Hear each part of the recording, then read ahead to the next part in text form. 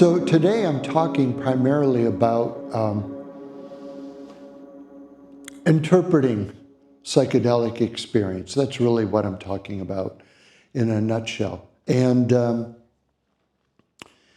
I outing anybody if I ask you if you've ever had a psychedelic experience? How many people have had a psychedelic experience? Okay, that was everybody. It can cause what Houston Smith once put on his first session report in 1961, ontological shock. Ontological shock being, ontology is the study of being or the study of existence. And so you can have your existence reframed. What am I? I'm something different than I thought I was before I took this substance. So a lot of times people will have an experience, they find it profoundly meaningful, but when their left brain starts saying, well, what does it mean?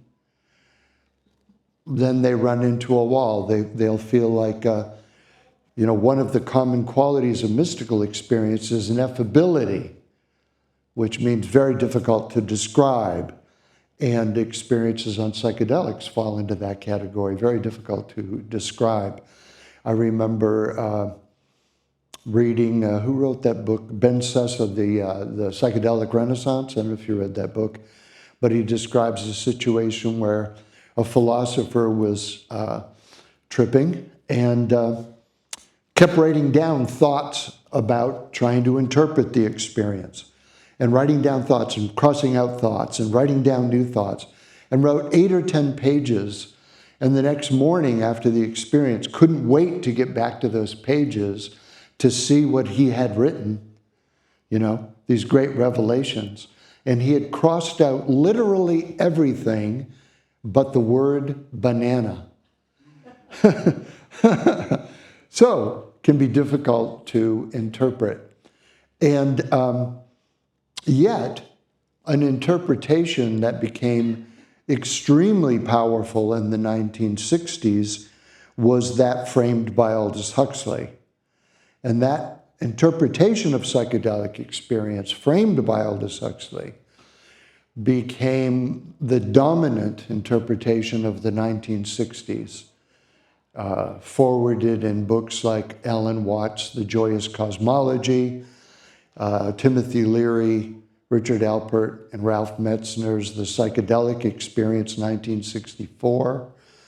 And then it got pumped up on steroids by the Beatles, the Doors. Basically, if you listen to Within You, Without You by the Beatles on the Sgt. Pepper album, that's basically a crash course in Aldous Huxley's interpretation of psychedelic experience. Other examples, Tomorrow Never Knows. You may or may not know that all the words in that song by the Beatles are taken right out of The Psychedelic Experience by Leary, Alpert, and Metzner. So where I'm going to go with the talk as we move along is to the place where I'm going to argue that Huxley's interpretation continues to have deep relevance to the second wave of strong interest, the so-called psychedelic renaissance. So we'll talk about that. I have to say it's interesting being here and talking to people this morning because this is the 4th conference I've done this month. And 2 or 3 ago, which was only 2 weeks ago, I was speaking at the Usona Institute in Madison, Wisconsin, which is part of Promega, which is the pharmaceutical company that manufactures psilocybin for all of the studies in the United States that are going on now at Johns Hopkins, Yale, NYU, Columbia, et cetera, et cetera, et cetera. So an anthropologist and I were the only two who weren't scientists. And I was impressed that they invited a philosopher and anthropologist to weigh in on these topics, because scientists have a tendency to think people in the humanities don't have anything to say. So it was wonderful they had us in there. My background is in philosophy. One, two, three or four of you were with me this morning, and you'll remember that I gave my background. I'll give it briefly again.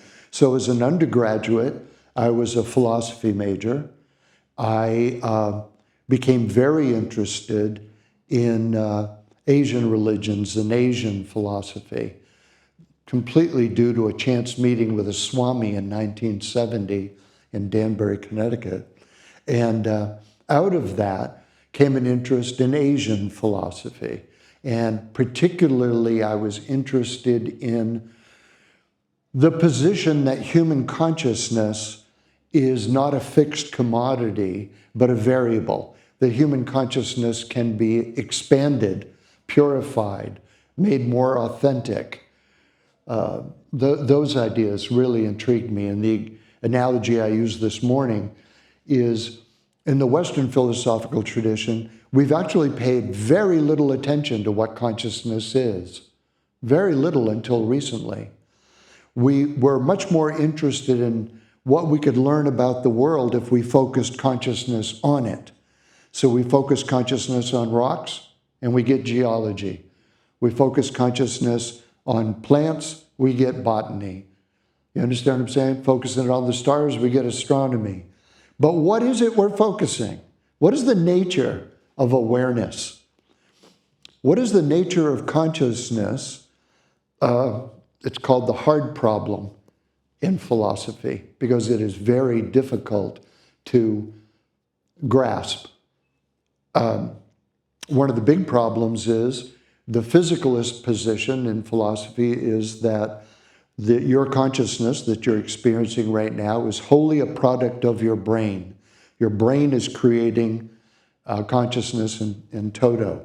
But then the problem becomes, well, the brain, all of our physicality is inherited carbon from past star phenomena. How does consciousness arise from material that doesn't have consciousness? Do you follow what I'm saying? How does consciousness arise from material that doesn't have consciousness? Then another part of the problem is from an evolutionary biological perspective, okay, it makes sense that beings would be conscious, that deer are conscious, that cats are conscious, that mice are conscious.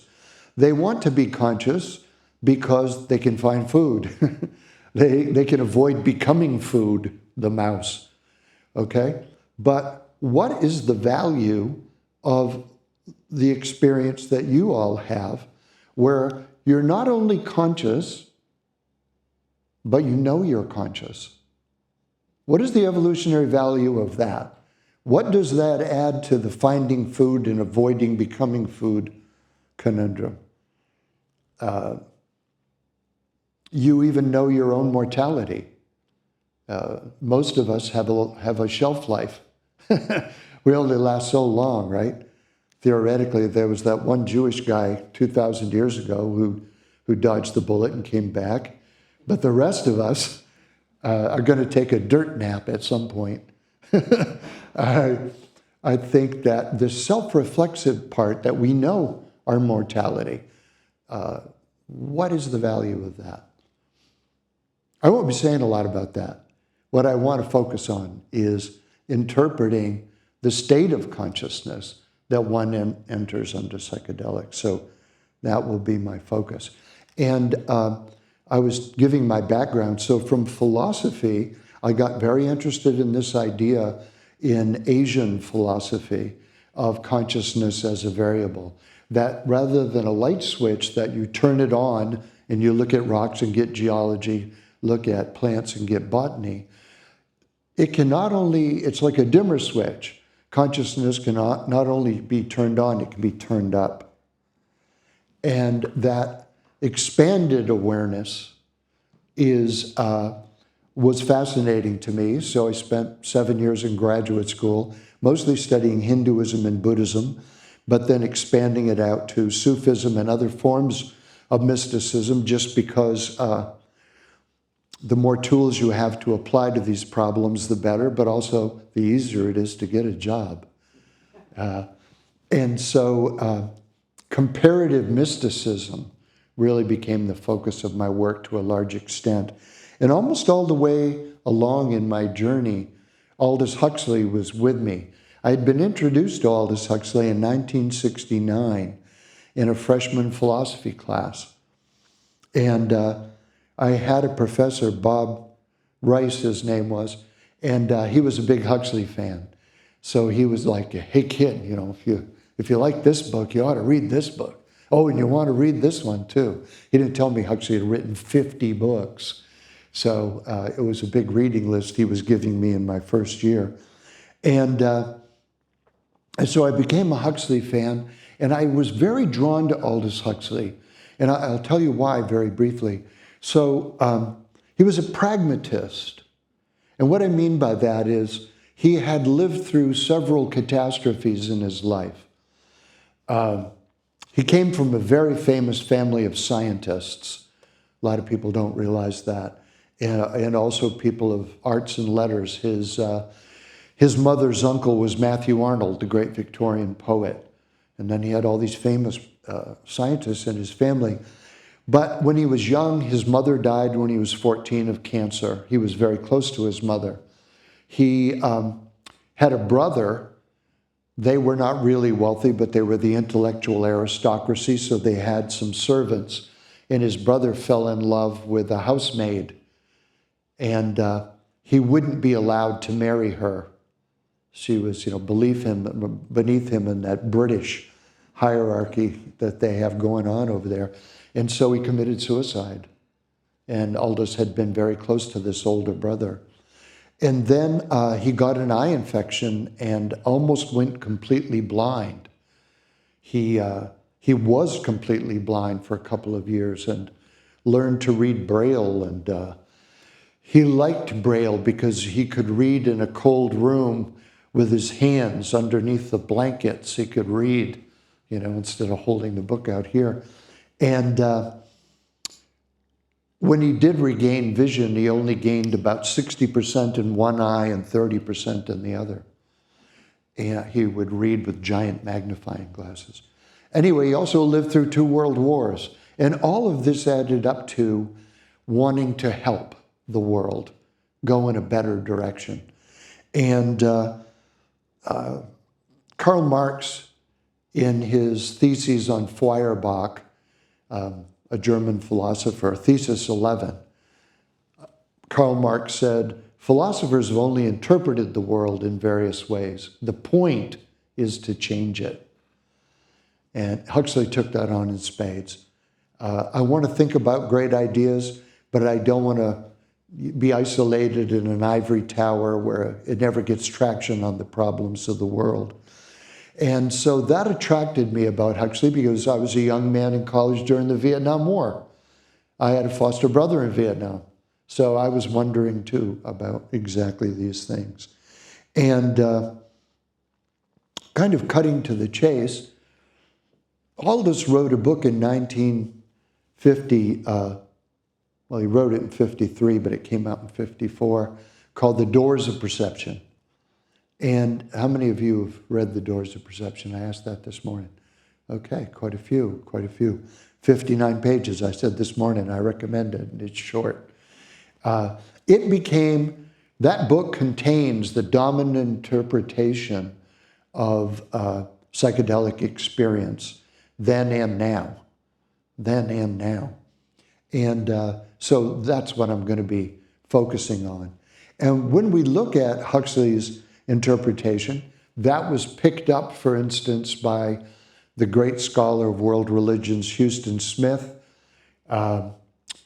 Stanislav Grof, I'm sure some of you have heard of, Ram Dass, I'm sure some of you have heard of, Alan Watts, Francis Vaughan, Timothy Leary himself, on and on and on.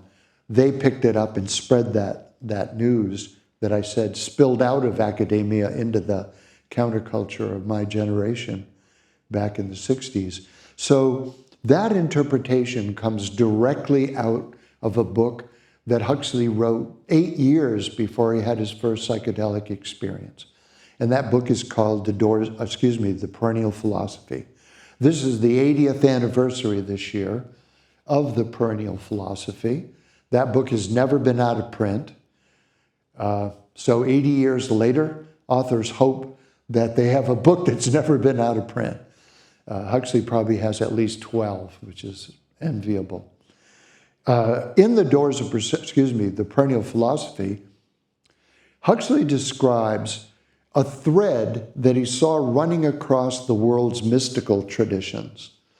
So he had been studying with a Hindu Swami in California named Swami Prabhavananda. And Prabhavananda had said, there is a Sanatana Dharma. There is an eternal religion. And this religion, the Swami said, is built into the nature of the human psyche and the nature of the human psyche's relationship to nature itself. Religion, spirituality and religion don't need to be invented, the Swami was arguing. They already reside in the human psyche. Perhaps latently, perhaps without an acknowledgement of the reality of that, but nonetheless, it's there. The potentiality is there. But the Swami said the mystics are in the vanguard of that realization. So the mystics of the world are human beings that developed what is latent in every human being. And I said in the morning class today, certain people have a natural capacity for music. It's really quite amazing, right? My wife and I were in Salzburg last year, and we were in a room where Mozart was playing his own compositions for the Habsburg court when he was 8. He was 8 years old, and he was playing his own compositions. I mean, extraordinary.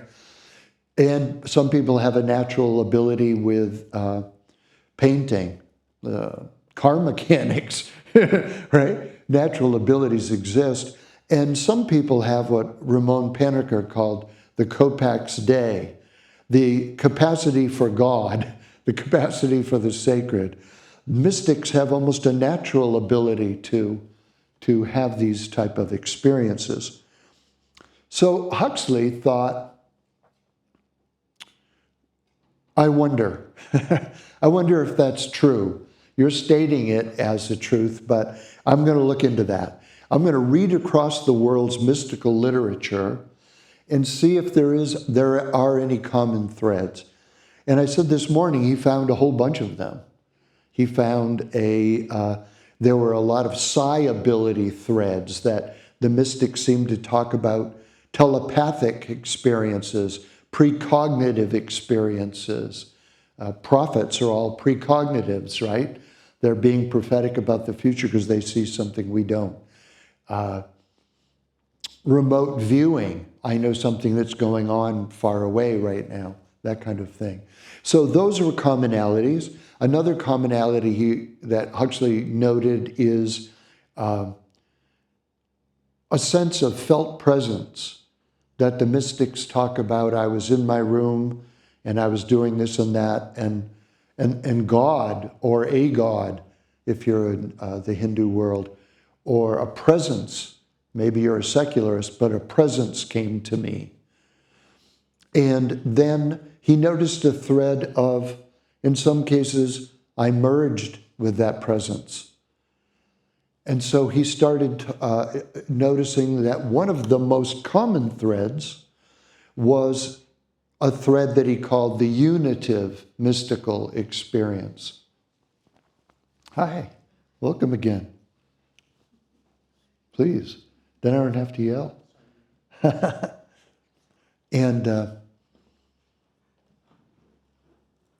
And so he also called the unitive mystical experience the unitive knowledge because he believed that it had epistemic value, that a kind of knowledge, a kind of truth came through in these experiences, that the mystic wasn't saying, Here are my intellectual arguments in defense of the experience I had. They're simply describing a truth that came to them fait accompli. And quite often people in their own psychedelic unitive experiences, and can I ask you, how many of you have had a unitive mystical experience on a psychedelic? I'm just curious. Quite a few. Maybe as I describe it more, we'll get more hands go up. That when you have that experience, nobody has to prove to you that it's true or real. There's some, I describe it as an inner Geiger counter. Plato called it the intellectus, by the way, is going off. This is true. This is right. This is good. This is knowledge. I know this is true. And we have that experience all the time. My wife is in the audience. I know I love her. No scientist needs to prove that to me. I'm pretty sure of it. You probably have had the similar experience. Or let's look at, you're in an art gallery and you see art that you know is extremely, extremely beautiful. Well, there's some oily substance smeared on a canvas, and that's what science knows.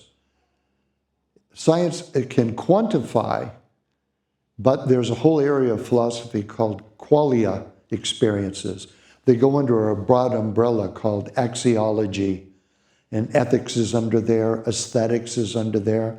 And these are our subjective experiences of the world. And some of them can be quantified. How many people are in this room? We can quantify it. We can count them, right? Who is morally the best person in the room? Science can't. Nev. I knew that. Help the rest of us, will ya? Science has no ability to even decide what right and wrong are, which is kind of interesting, right? Science can't even prove murder is wrong. It can prove that we don't like it. It can prove it's messy, but it can't prove that it's bad. Don't get me going. There are these two arenas, quantification, qualification. And that's why, you know, if I ask you who your favorite artists are, who are the ones that really give you an aesthetic experience and you know that that's good art, we're going to get a lot of different opinions, right? That's the qualia level of knowing. So in these experiences that are self-validating, like aesthetic experience, like the experience of love, the mystics, fait accompli, know they're experiencing something true. And so Huxley, reading these, realized this thread, the unitive mystical experience, is the one that the mystics themselves, Shankara and Kumarila Jiva in Hinduism, Shantideva in Buddhism, Hildegard of Bingen, Teresa of Avila in the Christian tradition, the Kabbalists in the Jewish tradition, Sufis, Rumi. This is the one they're saying, this is the one to pay attention to, the unitive mystical experience. And why? You know, why is this the one that is so valuable?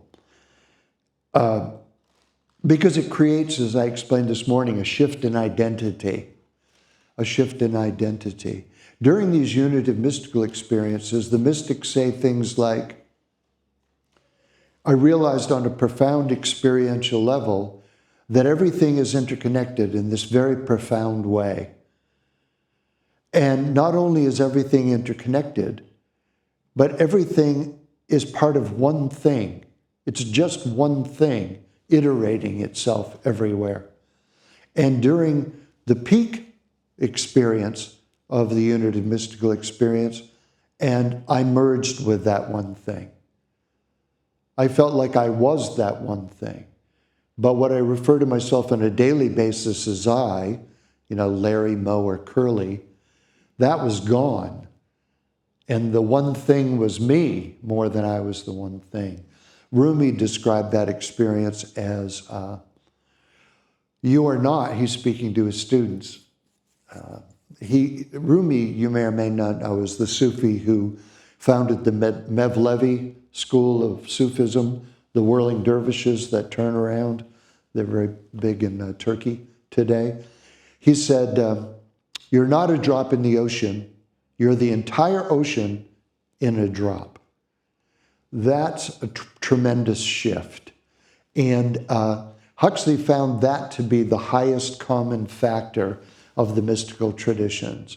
There were many common factors, remember the psi abilities, but that one highest in what sense? Like the most psilocybin? No, the most valuable. The one that the mystics felt like was most valuable, because when one merges with the sacred, some of the sacred comes back out with them. Stanislav Grof once told me that he calls it the noetic tan. You come back with a noetic tan. And there's something to that, right? A noetic glow that lasts a while. However, the unit of mystical experience is triggered, whether through a psychedelic, whether through love, whether time spent in nature, which is frankly my favorite trigger. Being in love with somebody can trigger united mystical experiences, most certainly. So Huxley created a theory around the unitive experience and described it as his minimum working hypothesis. And I'm going to give it to you very briefly. One, Huxley believed the mystics are saying, so Huxley's redacting their own thinking, that transcendental to the world of time and space, this world that's apparent to our senses, there is what Meister Eckhart, the Christian mystic, called a divine ground of being. It has no form, it has no substance, it's pure potentiality, and that is the foundation of all reality, the mystics are saying. So a world beyond what's evident to the senses. And then the second point, that the world of time and space has no firewall between it and this ground of being. In fact, this one reality, this oneness is, Plotinus, by the way, called it the one, is lifting up into manifestation. This divine ground of being is like the foundation of a house, pure potentiality, but lifting up into actuality as the world of time and space and objects, the world we're sitting in right now. So the analogy that Huxley used, and I'm going to use, is think of an ocean. There's only one ocean, let's say, in this analogy, but it lifts up into multiple waves, millions of myriad waves. So this divine ground of being, in Hinduism it's called Brahman, is lifting up into this world of multiplicity, these waves. You're a wave, I'm a wave, we're waving. Okay, so here we are lifting up into multiplicity. And the third of these ideas, so transcendental to time and space, immanent as the world of time and space, is that human beings can go from understanding the concept of that, okay, you got the basic idea. I used to tell my students when I would go through a discussion of Hindu Advaita Vedanta, which has a similar idea. Do you understand it? Yes. Okay, well, that's a C on the midterm. How well do you understand it? We'll decide whether it's a B or an A. But what Huxley was saying is that the mystics were saying, beyond understanding it, you can experience the world that way. Okay? You can experience the world that way. That I am a wave on the surface of the ocean. Stay with me for a moment, because this is kind of the key idea. You are a wave on the surface of the ocean, but at the root of your being is being itself. At the root of the wave on the ocean is just the ocean, right? The essence of the wave, the essence of the ocean are the same, water. The essence of your being, the root of your psyche itself, in this interpretation, is synonymous with the root of all being. So in other words, there's a level of your psyche, in fact, the foundation of your being, that transcends your individuality. Just as the oceanness of a wave on the ocean transcends its individuality. How many people feel like they're getting that basic idea? I'm just curious. Okay, that's at least to see. Just, don't hold out, come on. So then the last of these four, from Huxley's perspective, was that the mystics were saying, and we need to experience that. We need to experience that to experience all of what we are. If we're not experiencing those deepest dimensions of what we are, then we're missing out on a tremendous amount of, Socrates says, know yourself. Well, he means know your whole self, not just the most superficial level of your psyche, the workaday world aspect of you.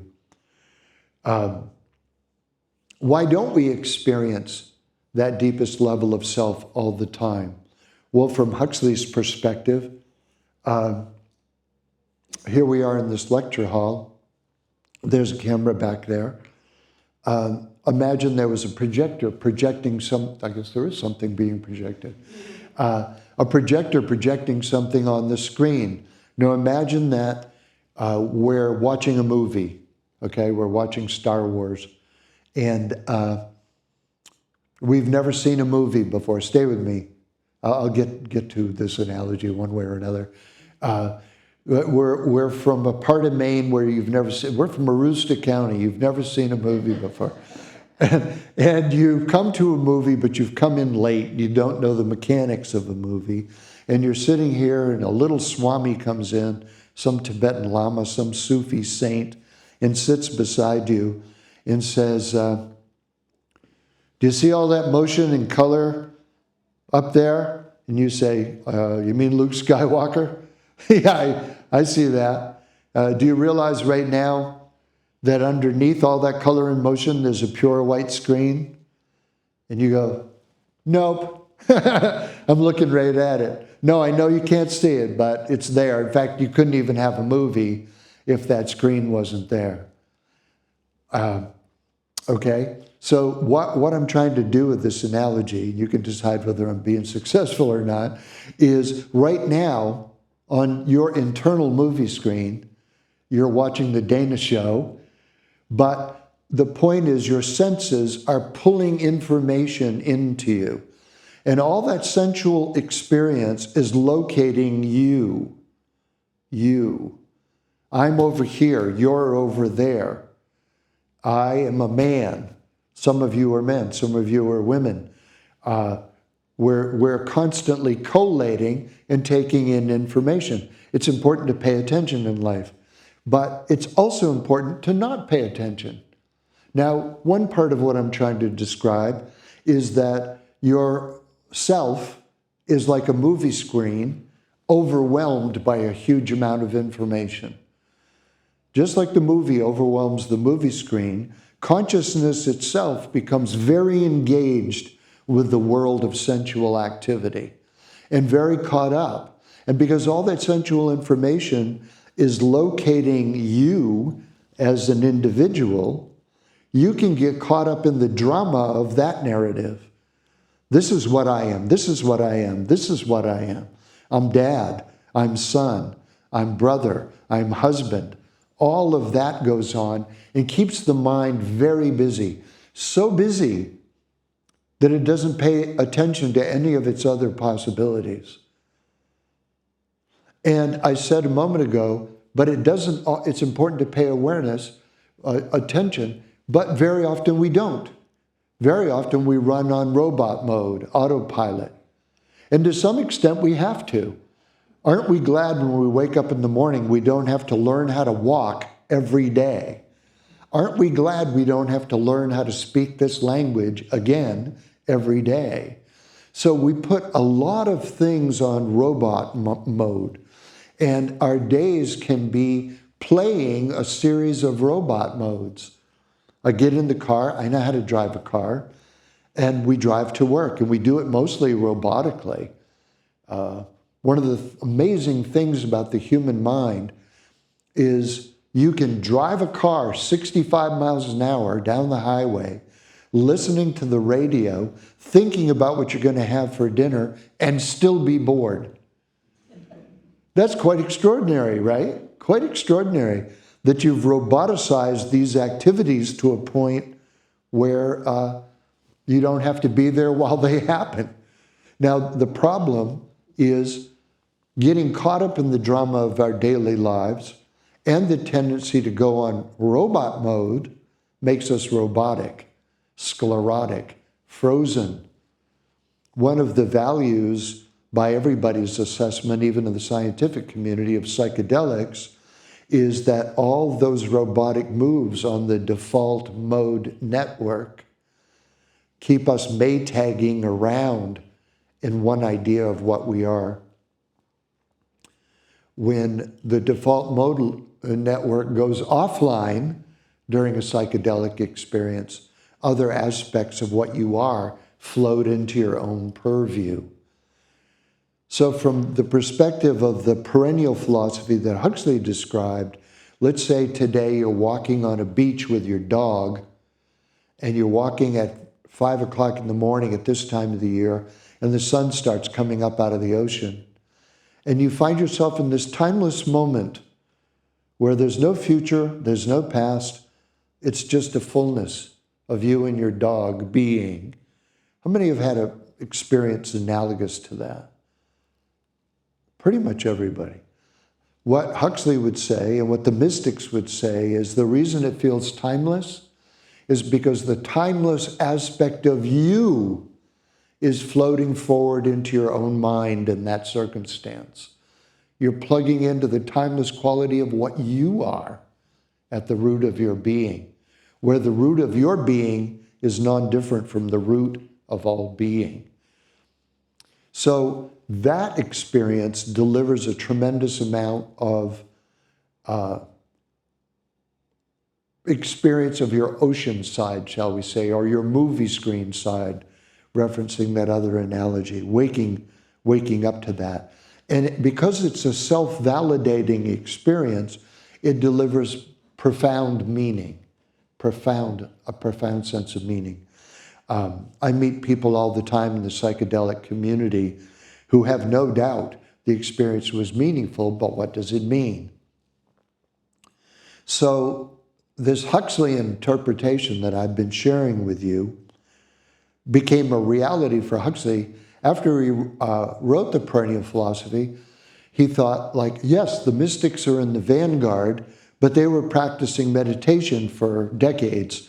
They were doing pranayama, they were doing yoga, they were doing ascetic practices in many cases, denying themselves food, fasting, these kind of things. It's too bad there wasn't a reliable way to trigger an upgrade of human experience. Even if it wasn't a full-on path to some kind of self-actualization, it could give people a glimpse of what self-realization might look like, which would become a motivator to do other practices that might help with the waking up process.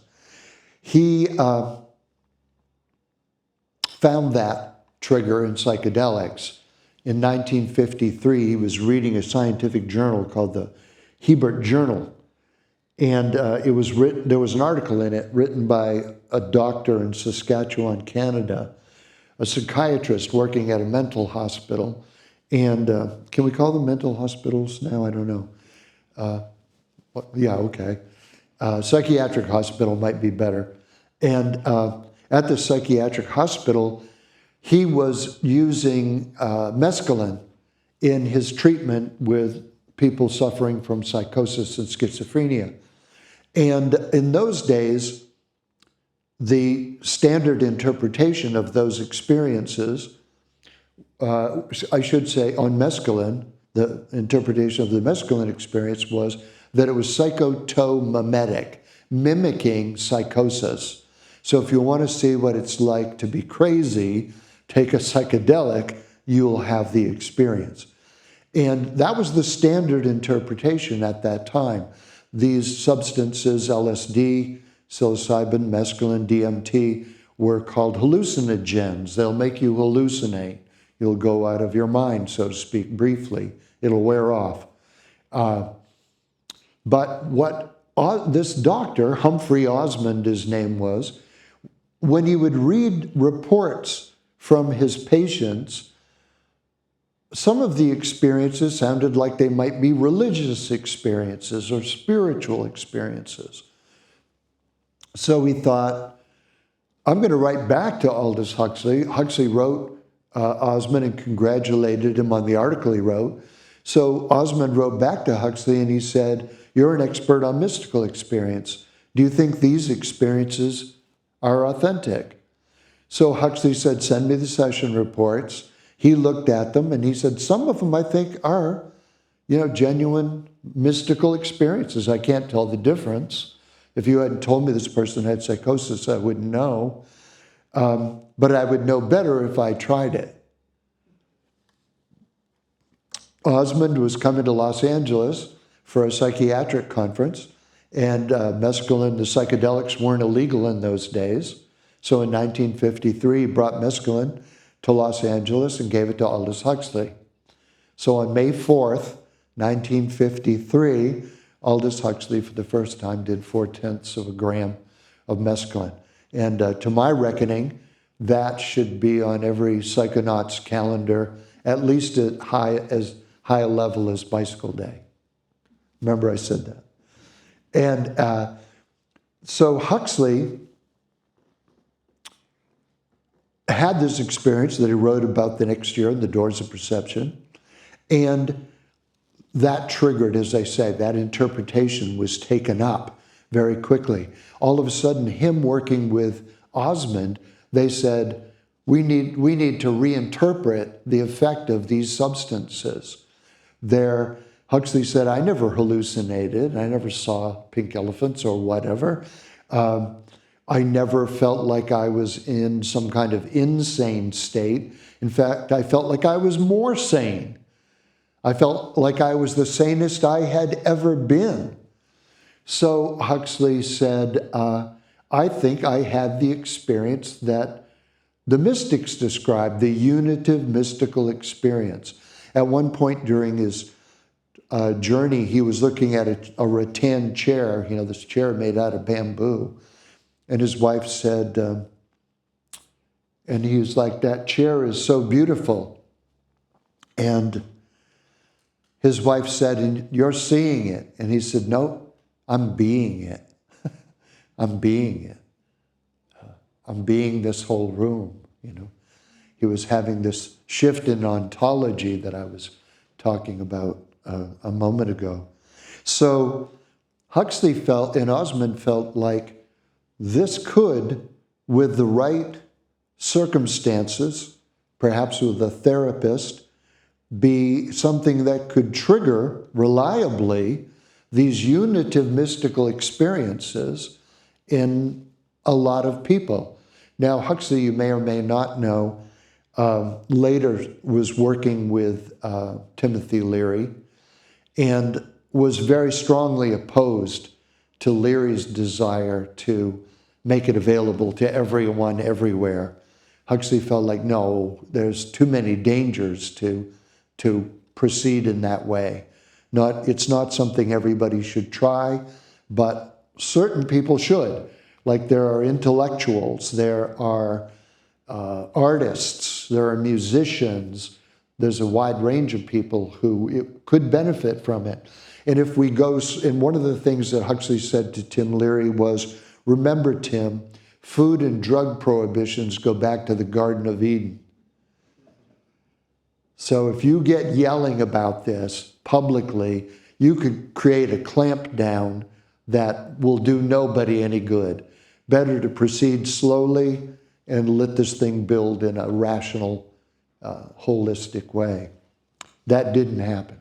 That didn't happen. But, and so there was a clamp down. But this interpretation, it's not always creating hallucinations. They wanted to change that word. They did.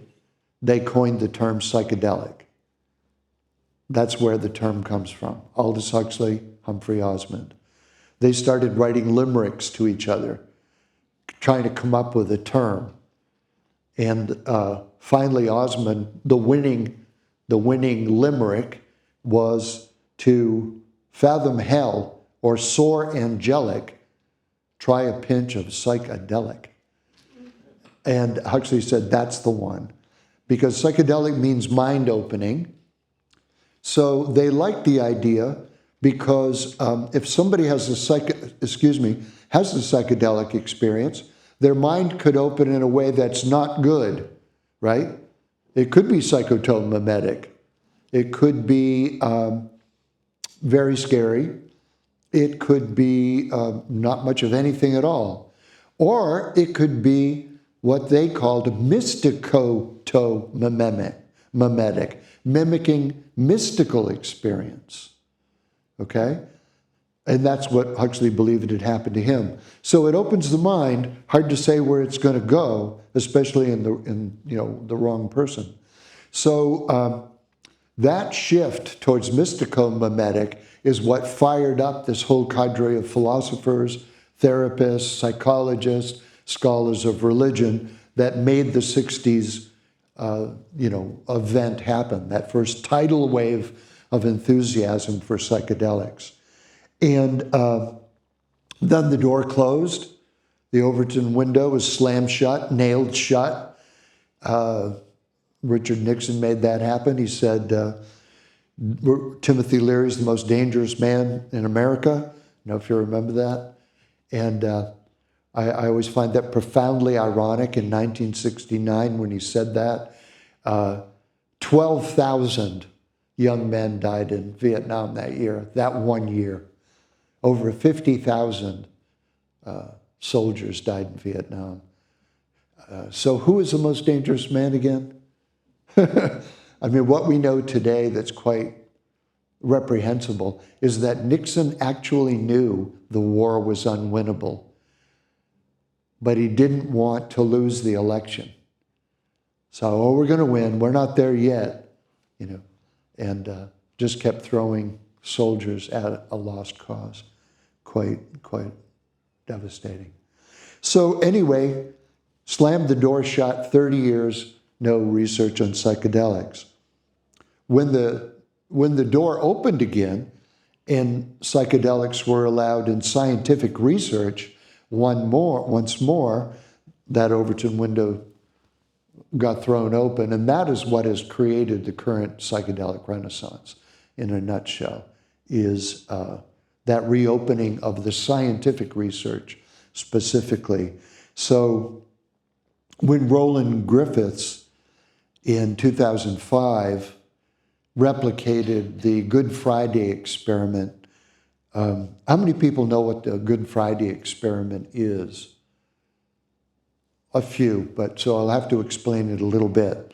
So in 1962, this Huxleyan theory that psychedelics could trigger an experience that was indistinguishable from what the mystics had experienced gained a little bit of scientific support, scientific validation, because down at Harvard, there was a medical doctor who was working for another doctorate in divinity at the Harvard Divinity School named Walter Pahnke.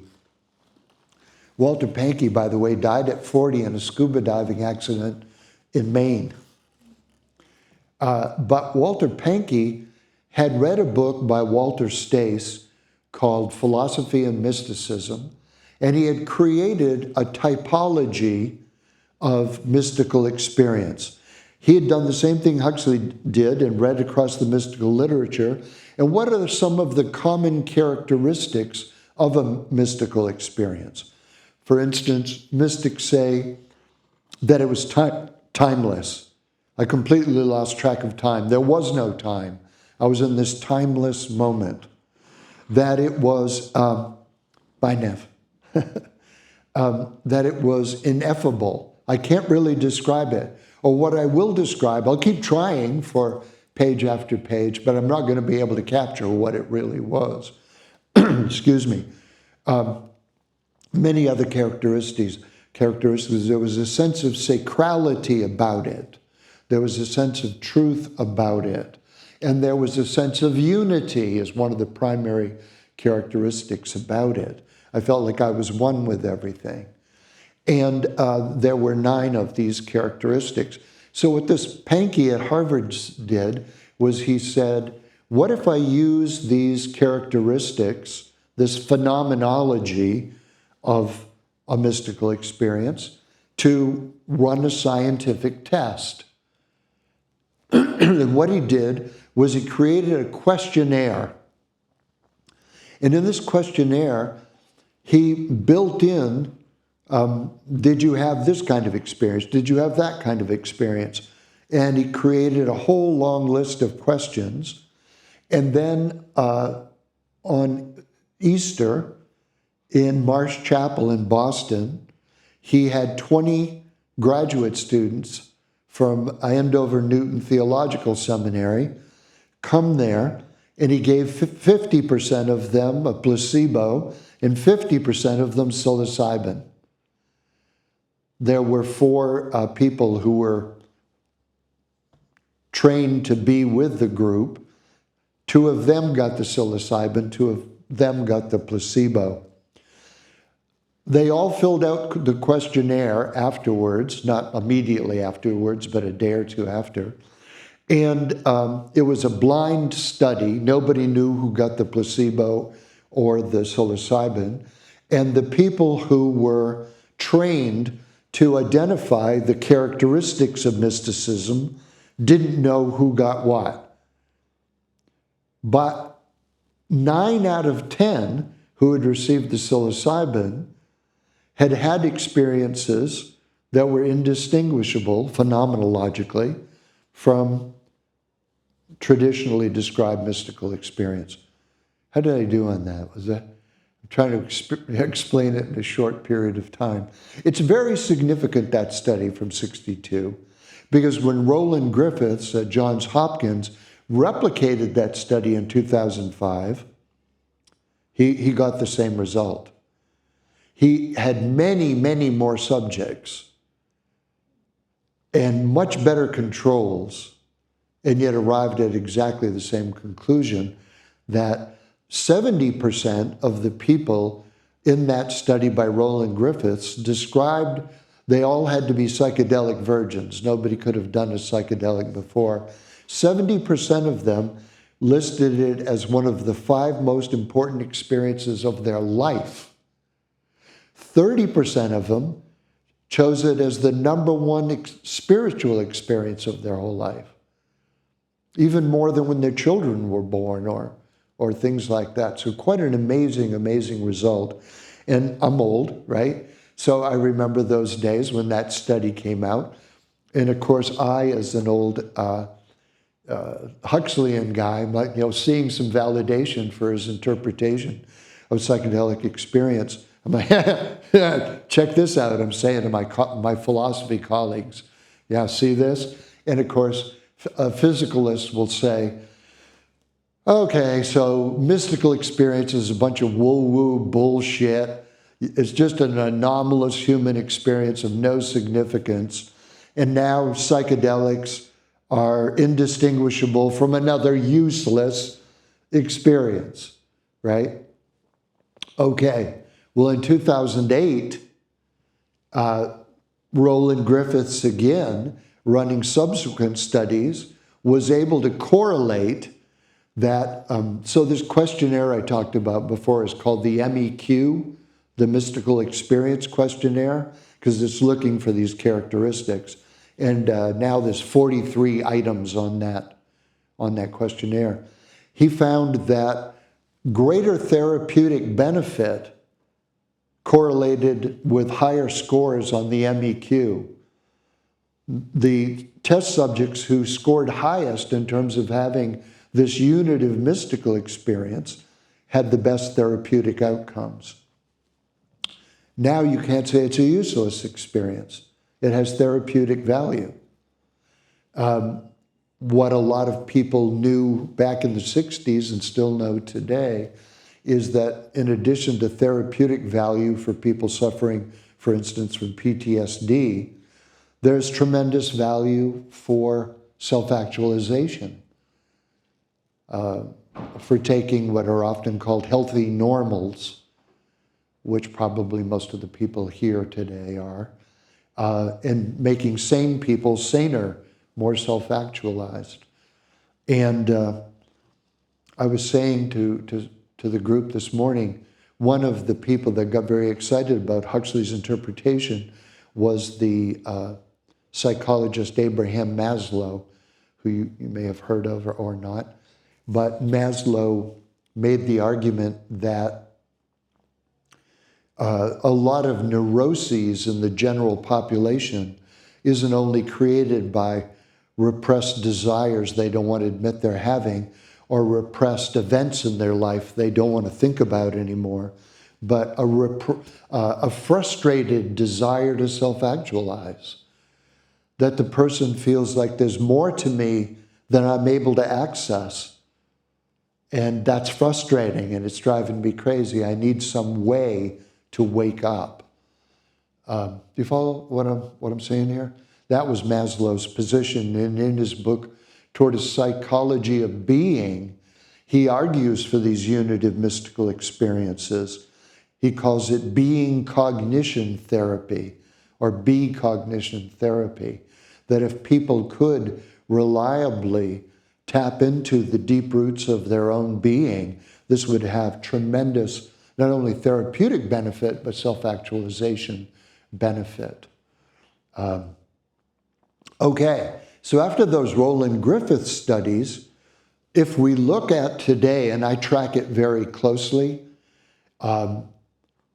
what's happening in the scientific community during the psychedelic renaissance that is or isn't in support of this Huxleyan interpretation based on the unitive mystical experience.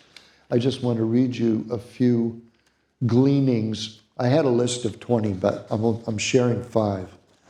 And aren't you relieved? I've already shared one, and that was Roland Griffiths. You know, Roland Griffiths died just a year or two ago.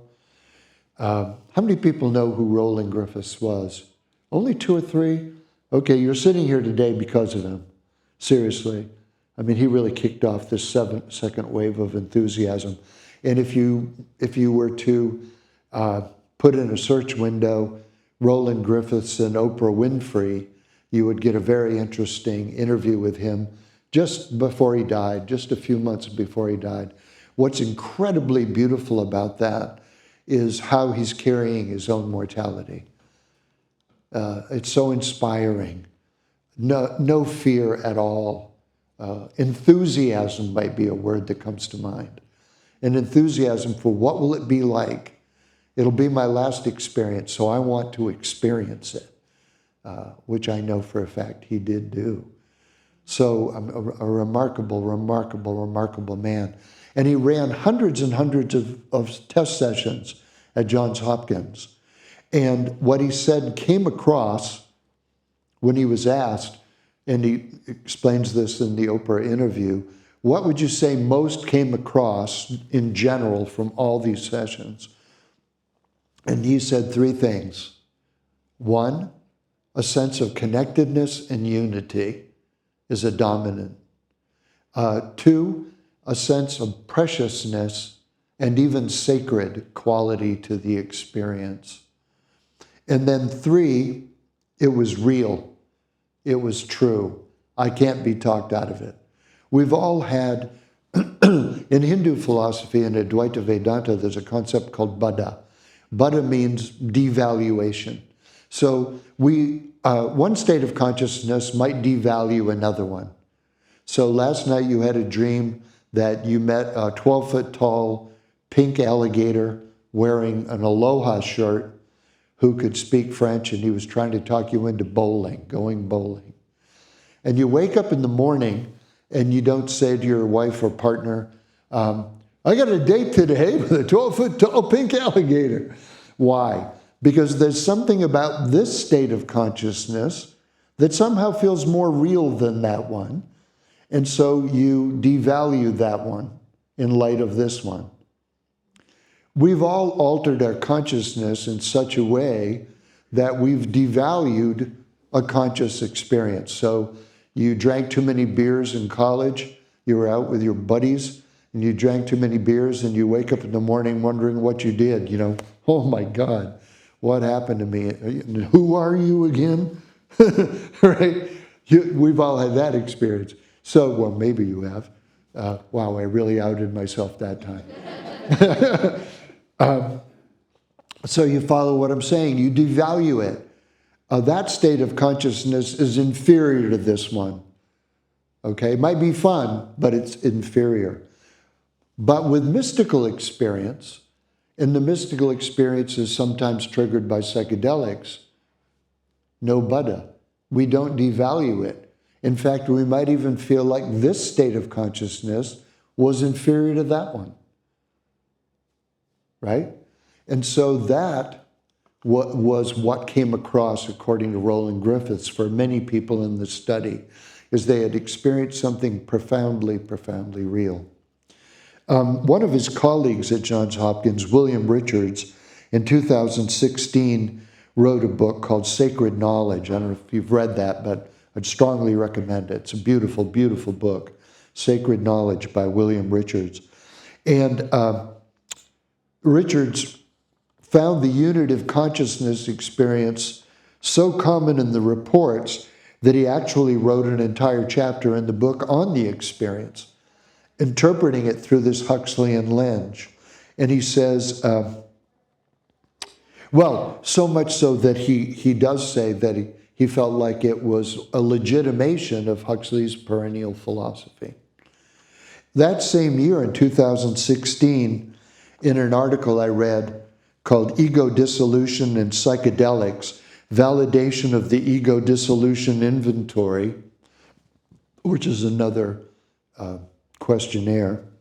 It was published in the Frontiers of Human Neuroscience by Matthew Neuer, Lisa Evans, David Nutt, who some of you may have heard of, and Robin Carhart Harris, who I'm sure a bunch of you have heard of. They reported that, this is quote unquote, ego dissolution correlates strongly with the unitive mystical experience, in that experiences of ego dissolution, unity, and dissolved ego boundaries may be conceptually inseparable, occurring together during peak psychedelic experiences. I'm just giving you the last two here. 2022, David Yaden and Andrew Newberg. David Yaden, by the way, is the scientist who now holds the Roland Griffiths Chair of Psychedelic Studies at Johns Hopkins.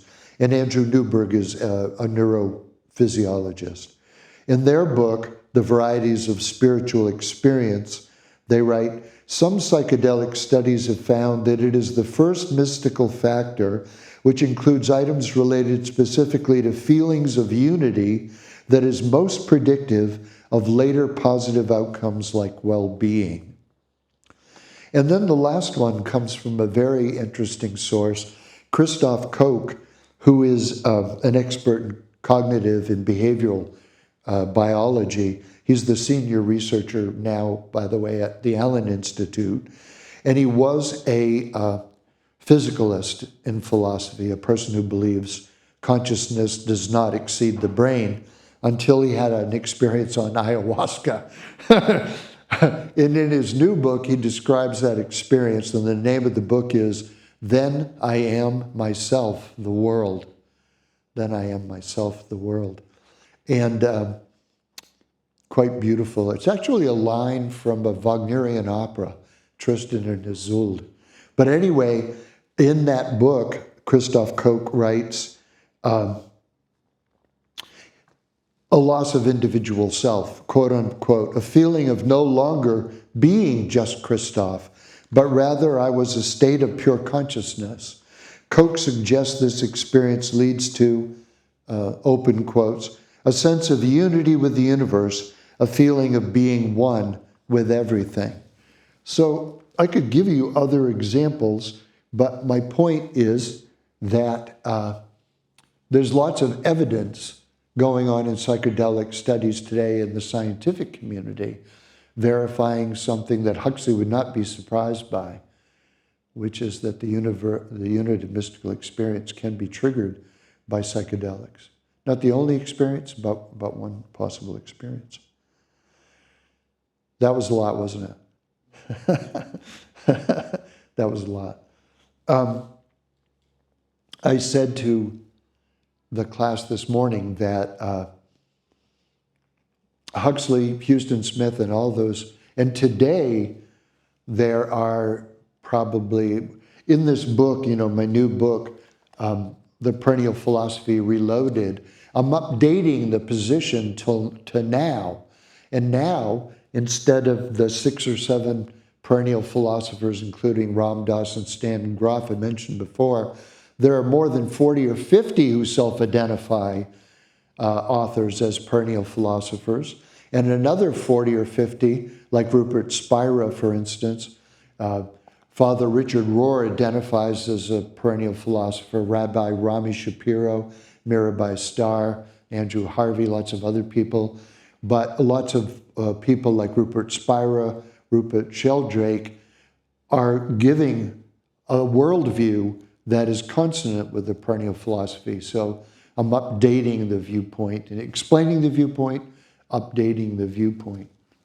And in it, I talk about integrating that experience into the everyday mind. And I hope to spend more time on that today, but we're running out of time. So I'd rather go to questions or comments. Sort of off the topic, but where do you see the policy in the United States going in terms of the psychedelics?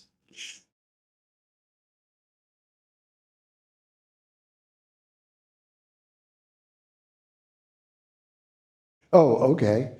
I don't know. I know I'm in close touch with those that do, a lot of funders and stuff like that.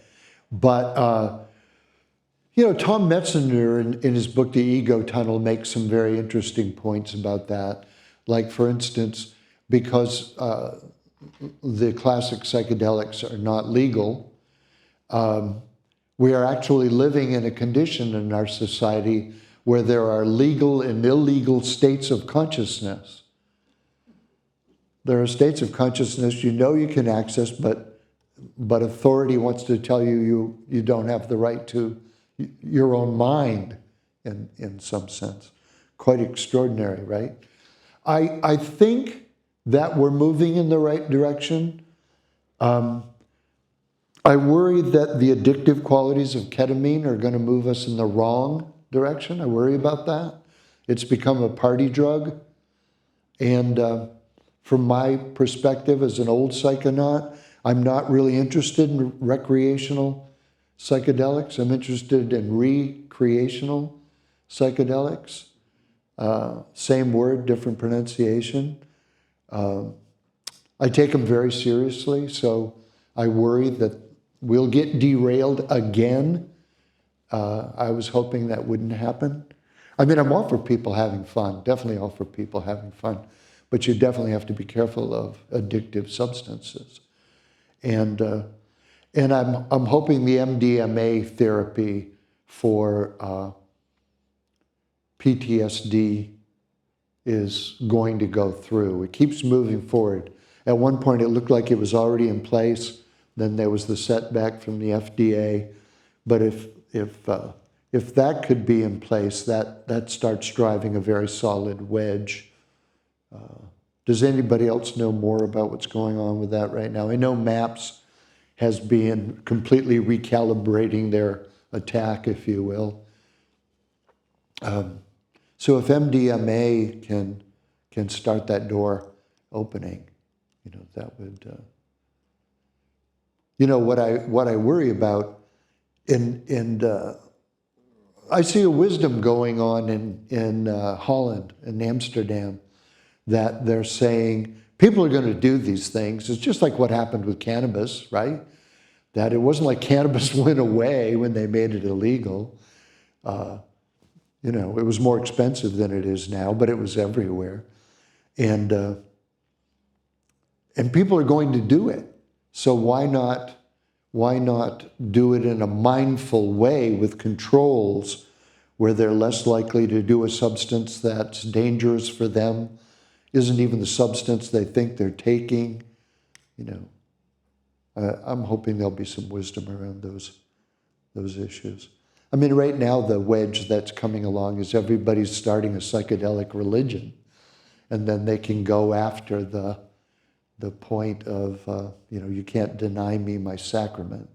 So we're seeing that go on too. So, I don't know if this Any is other, uncommon right now or from earlier today, but what is a good practice or mindset to make sure you can reintegrate back? What is a good practice or mindset to make sure you can reintegrate back? Reintegrate that experience? What I think helps with it, what helps me a lot with integration is not just saying that happened over here and now I'm back to this. To bring that back with you, like in the day or two after, I very carefully and mindfully remind myself of why I found the experience valuable. And I very mindfully say, well, how could I apply that experience? What about that experience makes me want to do X, Y, or Z differently than I have been? I always say it's like when I'm in the experience, I try to grab a bucket of the sacred and then bring it out and dump it all over my life, you know.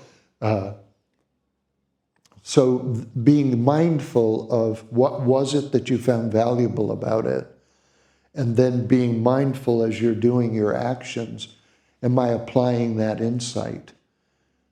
You know, I mean, and specifically for me, if you have a unitive mystical experience where I'm one with everything, I said today, be careful you don't just Maytag around in a bliss bubble where you're chasing after that bliss all the time.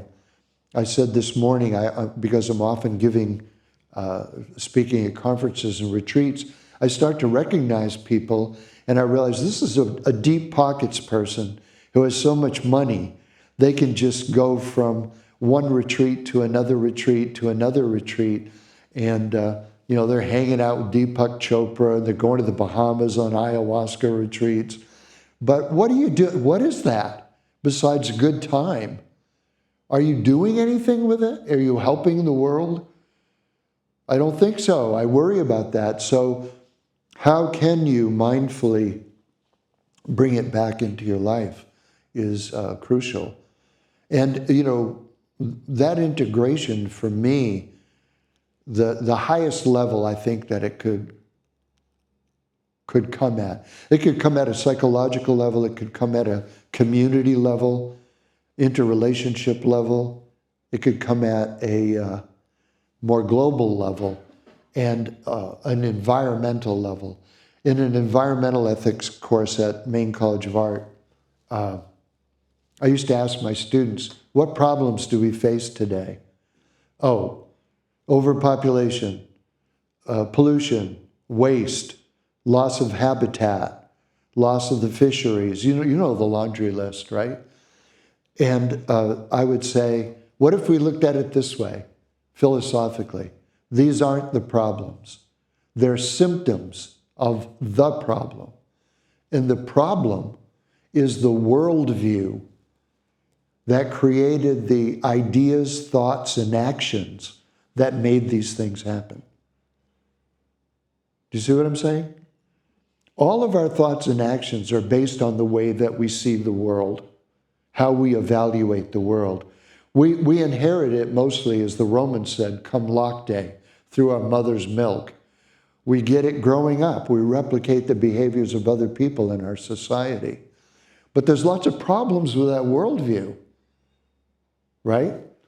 If we look at people who cut down the forest and build condos, we call them developers. Native Americans would call them devastators, ruiners, rapists, right? We can set aside who's right and wrong and just say two different worldviews create two different evaluations. We need a worldview that stops us from seeing our planet as a bank of resources only for us, that we can just expend at will with no consideration for the planet itself or the other species, or even each other, that will pit each other, we're against China. Can we use up the resources faster than they can? That is not a productive model, a productive worldview. So I think a huge amount of integration has got to come at that level of more direct integration to, I said this morning, Alan Watts once said, we don't come into the world, we come out of the world. The world gave birth to us. We belong here if we will play fair with others.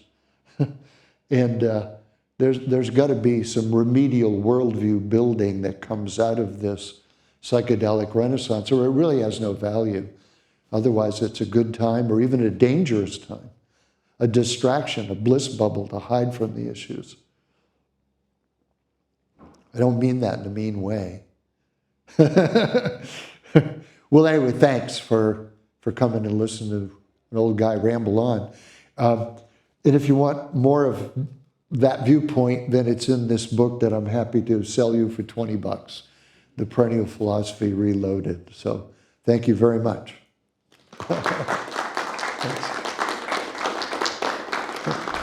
Thanks.